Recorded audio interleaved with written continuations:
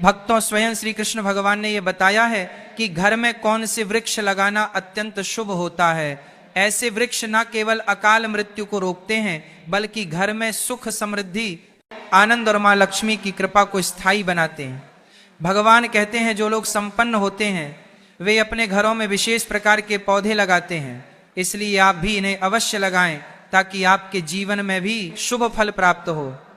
एक बार देवी रुक्मिणी ने विनम्र भाव से भगवान श्री कृष्ण से पूछा, प्रभु कृपया यह बताइए कि मनुष्य को अपने घर में कौन से वृक्ष अवश्य लगाने चाहिए, कौन से वृक्ष दरवाजे के सामने रोपने से दरिद्रता दूर होती है और कौन से वृक्ष लगाने से शत्रु, रोग, भय, भूत प्रेत जैसी बाधाएं समाप्त होती हैं। भगवान श्री कृष्ण मुस्कुराए और बोले, प्रिय रुक्मिणी, आज तुमने बहुत ही कल्याणकारी प्रश्न पूछा है। वृक्ष इस सृष्टि का आधार है। यह न केवल पर्यावरण को शुद्ध करते हैं, बल्कि घर परिवार में सकारात्मक ऊर्जा का संचार भी करते हैं। जब किसी घर के आंगन में शुभ वृक्ष लगाए जाते हैं तो वह घर देवताओं के समान संरक्षण प्राप्त करता है। वृक्ष वास्तु दोषों को दूर करते हैं और परिवार में शांति, सुख तथा ऐश्वर्य लाते हैं। इसके बाद भगवान बोले, हे देवी, मैं तुम्हें बताऊंगा कि कौन से वृक्ष घर के पास लगाना शुभ है और कौन से नहीं। परंतु पहले एक प्राचीन कथा सुनो, जिससे यह स्पष्ट हो जाएगा कि कैसे सही या गलत पौधे लगाने से मनुष्य के जीवन में सुख या दुख आता है। भक्तों, उस कथा को सुनने से पहले यदि आप भी मां लक्ष्मी की कृपा चाहते हैं तो इस दिव्य संदेश को हृदय से स्वीकार करें, जय लक्ष्मी माता लिखें और अपने राशि चिन्ह के साथ कमेंट करें, ताकि आपको आपके भाग्य से जुड़े उपाय प्राप्त हो। अब कथा सुनिए। भगवान श्री कृष्ण बोले, बहुत समय पूर्व मध्य प्रदेश में एक सुंदर नगर था। वहां गोपाल नाम का एक वैश्य अपनी धर्म पत्नी सुमित्रा के साथ रहता था। गोपाल अत्यंत धर्मनिष्ठ था और प्रतिदिन भगवान विष्णु की पूजा करता था। उसकी पत्नी सुमित्रा भी गृह कार्य में निपुण और धर्मपरायण थी। उनके घर में धन धान्य की कोई कमी नहीं थी। एक दिन सुमित्रा ने अपने आंगन में कुछ पौधे लगाने का विचार किया। उसने बिना जानकारी के सिर्फ वे पौधे लगाए जो उसे देखने में सुंदर लगे, परंतु वे पौधे वास्तु के अनुसार अशुभ थे। धीरे धीरे घर में कलह बढ़ने लगी। गोपाल के व्यापार में हानि होने लगी। घर में तनाव बढ़ गया और दोनों पति पत्नी के बीच झगड़े बढ़ते गए। अंततः उसका व्यापार पूरी तरह नष्ट हो गया और वह निर्धनता का जीवन जीने लगे। गरीबी और भूख से तंग आकर गोपाल की पत्नी अत्यंत क्रोधित हो उठी। उसने अपने पति से कहा, अब और नहीं सहा जाता, कुछ काम धंधा ढूंढो, यूं बैठे रहने से तो भूख ही मार डालेगी। बेचारा गोपाल गांव के कोने कोने में काम की तलाश में भटकता रहा, मगर किसी ने भी उसे काम नहीं दिया। थका हारा जब घर लौटा तो बोला, प्रिय, कोई भी मुझे काम देने को तैयार नहीं है। अब मैं कहां जाऊं, किससे मदद मांगू? दोनों निराशा के समुद्र में डूब गए। गुजारे के लिए गोपाल ने पत्नी के सारे गहने तक बेच दिए।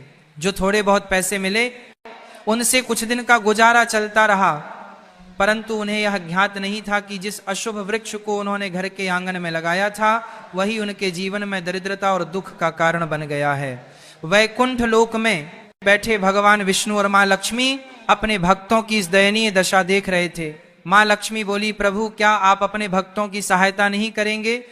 गोपाल तो आपका परम उपासक है, प्रतिदिन आपका पूजन करता है। भगवान विष्णु मुस्कुराते हुए बोले, देवी मैं अवश्य उसकी सहायता करूंगा, परंतु पहले उसकी परीक्षा लेना आवश्यक है। यह कहकर भगवान विष्णु ने एक तपस्वी साधु का रूप धारण किया और पृथ्वी पर प्रकट हुए।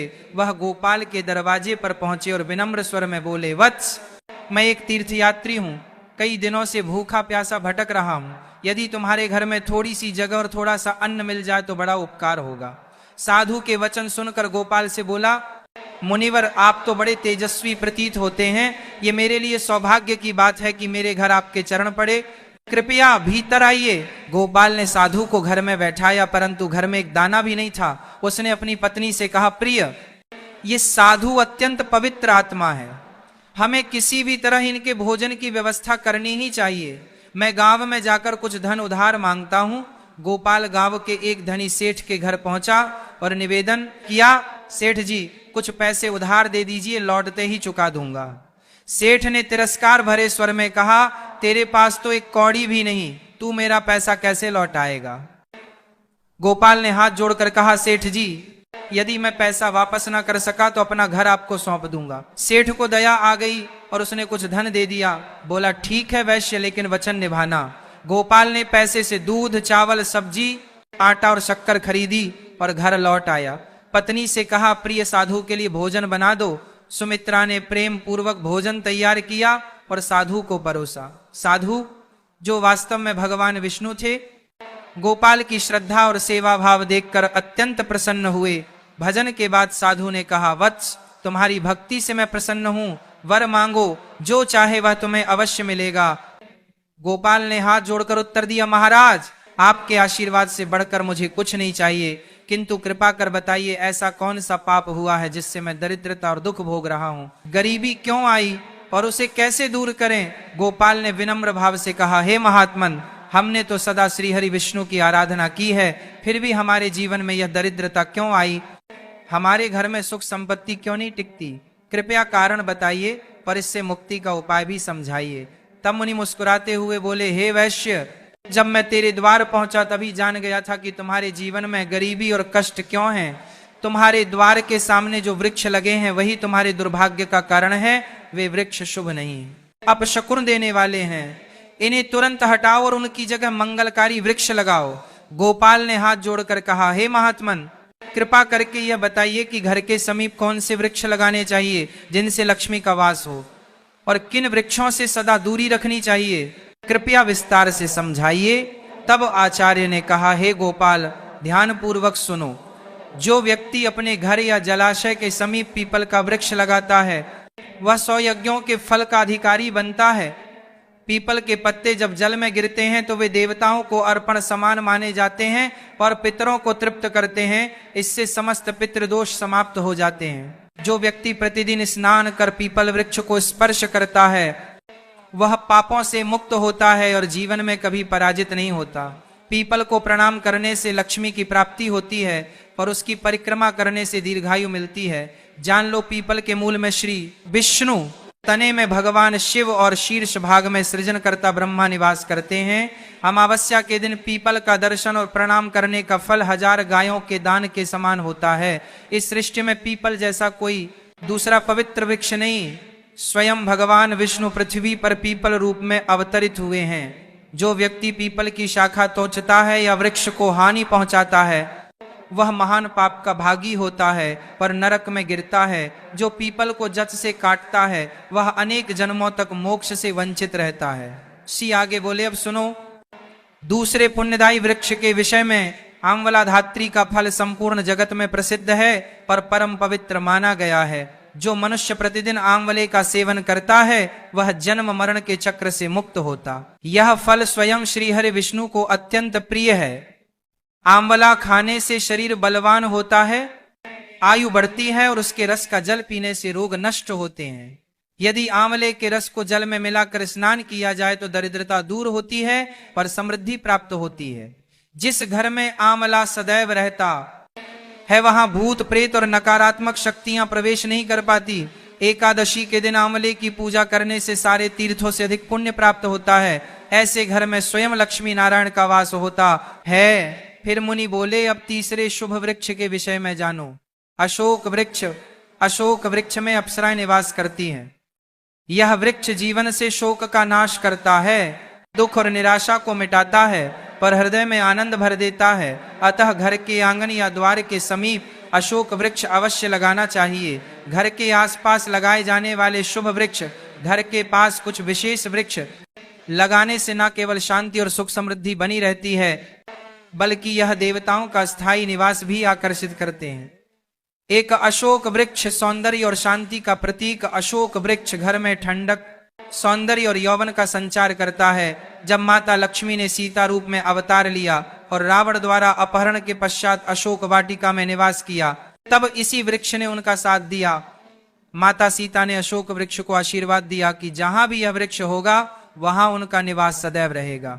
इसीलिए यह घर में सुख, सौंदर्य और शांति बनाए रखता है। 2. पाक वृक्ष यज्ञ के समान पुण्य देने वाला। हर व्यक्ति को पाकड़ का वृक्ष अवश्य लगाना चाहिए। इसके रोपण का फल महान यज्ञ करने के समान होता है। कलयुग में जहां यज्ञ करना कठिन हो गया है वहां पाकड़ वृक्ष लगाना ही यज्ञ के समान पुण्य देता है। 3, नियम वृक्ष आयु और स्वास्थ्य का दाता। नियम का वृक्ष भगवान सूर्य देव को अत्यंत प्रिय है। इसके रोपण से दीर्घायु प्राप्त होती है और अनेक रोगों से मुक्ति मिलती है। माता लक्ष्मी भी नियम पत्र को अत्यंत प्रिय मानती हैं, इसलिए नियम के समीप उनका निवास माना गया है। घर के सामने नीम का पेज लगाने से आरोग्य, धन और समृद्धि प्राप्त होती है। 4, जामुन वृक्ष कन्या रत्न की प्राप्ति का संकेत। यदि कोई व्यक्ति पुत्री प्राप्ति की इच्छा रखता है तो उसे जामुन का वृक्ष अवश्य लगाना चाहिए। घर के सामने जामुन का वृक्ष होने से कन्या जन्म लेती है, जो परिवार के कुल की कीर्ति बढ़ाती है। 5, बेल और गुलाब शिव पार्वती का संयुक्त निवास। बेल वृक्ष में भगवान शिव का और गुलाब में माता पार्वती का निवास माना गया है। यदि बेल के समीप गुलाब का पौधा लगाया जाए तो उस घर पर सदैव शिव पार्वती की कृपा बनी रहती है। ऐसा घर न कभी दरिद्र होता है, न वहां अकाल मृत्यु होती है और न कोई स्त्री विधवा बनती है। 6, नारियल वृक्ष संतान और सौभाग्य का प्रतीक। नारियल का वृक्ष लगाने से व्यक्ति को श्रेष्ठ और सद्गुणी संतान की प्राप्ति होती है। नारियल हर धार्मिक अनुष्ठान का महत्वपूर्ण अंग है, पर इसे अत्यंत शुभ माना गया है। जिसके आंगन में नारियल वृक्ष होता है उसके परिवार को समाज में सम्मान मिलता है और